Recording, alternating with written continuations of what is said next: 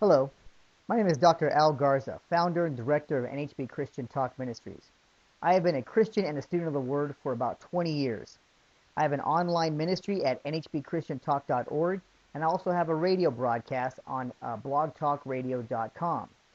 Now, I am here broadcasting on YouTube because I have been asked a number of questions through emails, through my radio show, through my website, on eschatology or end-time events concerning the tribulation, the Antichrist, the 1,000 millennial reign of Christ on earth.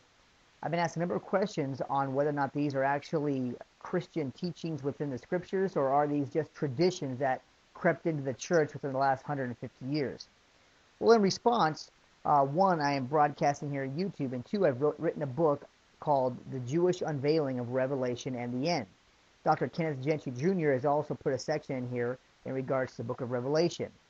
This book is available at my website, nhbchristiantalk.org, or you can wait till November 20th, where you can get a copy at Barnes & Noble, Amazon, and other local bookstores. But if you don't want to wait, go ahead and go to my website, nhbchristiantalk.org, and order a copy, and we'll send it out to you.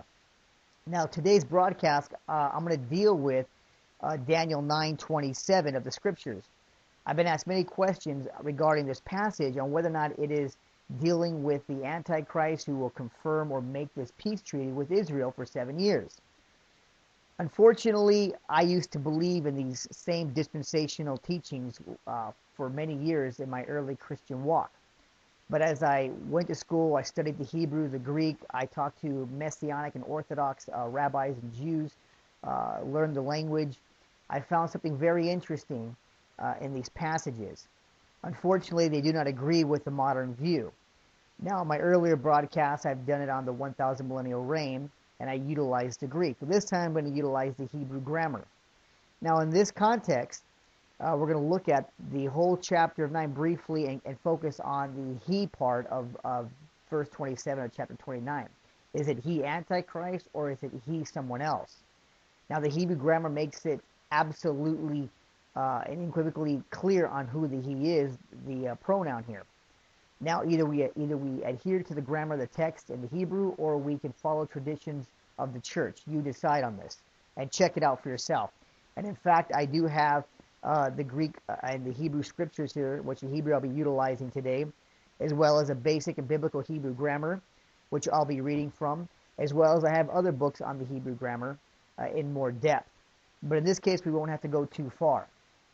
Now, in the context of Daniel 9, I want you to read on your own the whole context and compare it to Leviticus 26 concerning the curses that would fall upon Israel for falling into idolatry and leaving the first true love of God. Now, in this whole context, you'll see passages in verses 5, verses 11, verse 13, 14, 16, on how Daniel here is praying because of Israel's sins and how the curses have fallen upon them because they have disobeyed the law of Moses and turned to other gods. Now, I don't have time to read it all, but you'll find how Daniel talks about the city of Jerusalem and how their sins and how their iniquities have fallen upon them because of the iniquities of their fathers. You'll find this all in there. And then you have Daniel's prayer, for we are not presenting our supplications before you on account of any merits of our own, but on account of your great compassion. Now, he talks about this, and then he gets his answer from Gabriel, who appears to him and tells him. Verse 24 talks about the 70 weeks that have been decreed for your people, which is the Jews, and your holy city, Jerusalem, to finish the transgression, to make an end of sin, to make a atonement for iniquity, to bring an everlasting righteousness. I'm not going to get into the Hebrew exactly the in-depth on this, because that's not what I want to focus on.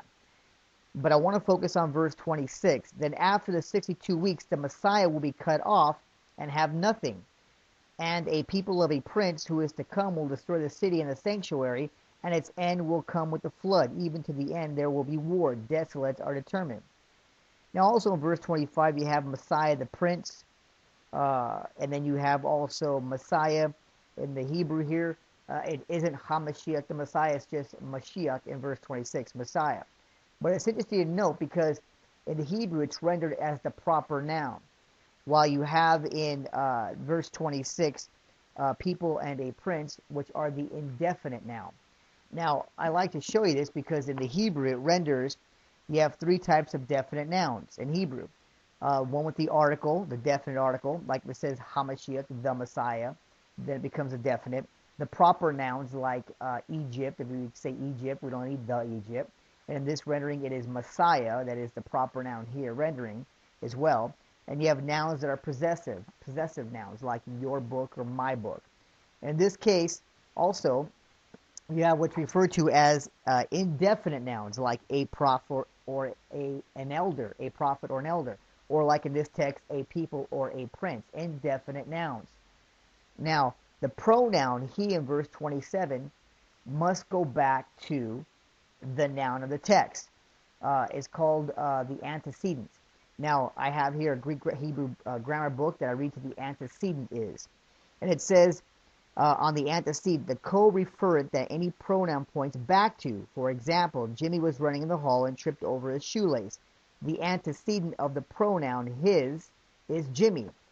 The antecedent here of verse 27, he, is Messiah, not people or a prince, not Antichrist. There's no Antichrist mentioned anywhere in this text. In fact, it is, if you diagram this whole verse, which I don't have any time to do, but if you diagram it, you'll find out that he goes back to the antecedent Messiah. Okay, the pronoun goes back to Messiah, Messiah the prince, the proper noun, the definite noun in this text.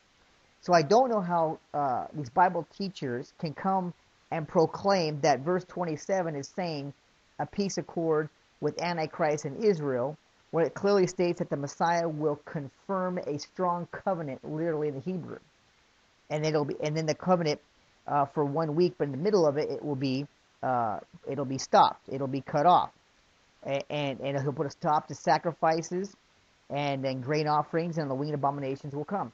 Now, this is what we refer to as the Messiah who will confirm the covenant which was given to the fathers. The covenant that is spoken of in Hebrew, which is an everlasting covenant, which is by his blood. We have an everlasting covenant, a better covenant, one that is eternal through his blood. This covenant was confirmed on Calvary at the cross, which put an end to sacrifices and offerings, which were given for atonement of sins. That's why the book of Hebrews is all about stopping sacrifices and giving sacrifices unto God for sins, because the Messiah was the final sacrifice. That was it. And you can read that all in the book of Hebrews. But in the Hebrew grammar, which I want to just focus on here, the he is not the Antichrist. So again, are you going to stay with traditions of the church that teach that the he here is Antichrist, or are you going to follow the actual Hebrew and the Hebrew grammar of the text and realize that the he goes back to the antecedent of the proper noun Messiah, not the indefinite noun, which would be people or a prince? So if your Bible in the English translation here has the people of the prince, scratch it out, because in Hebrew there is no indefinite articles. There's no definite articles rendered in the Hebrew in this text. I have a Hebrew Bible here.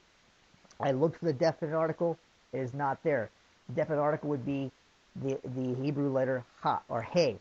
It would precede the noun. Like Mashiach would be Hamashiach. If I put the hey there, the Hebrew letter, it makes it definite. You're not going to find that in the Hebrew text. There's nothing in it. It doesn't say the prince or the people. So again, we need to adhere to the text. The grammar does not allow this to refer to the prince or an antichrist, which is nowhere found in the text. I hope this has been helpful. If you have any questions, go to my website, nhbchristiantalk.org.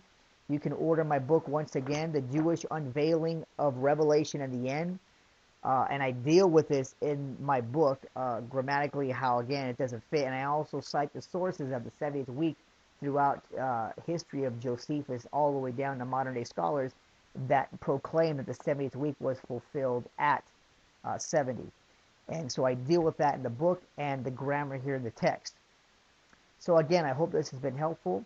I hope you actually will check this out for yourself and decide for yourself if we should, again, adhere to the text or traditions of men.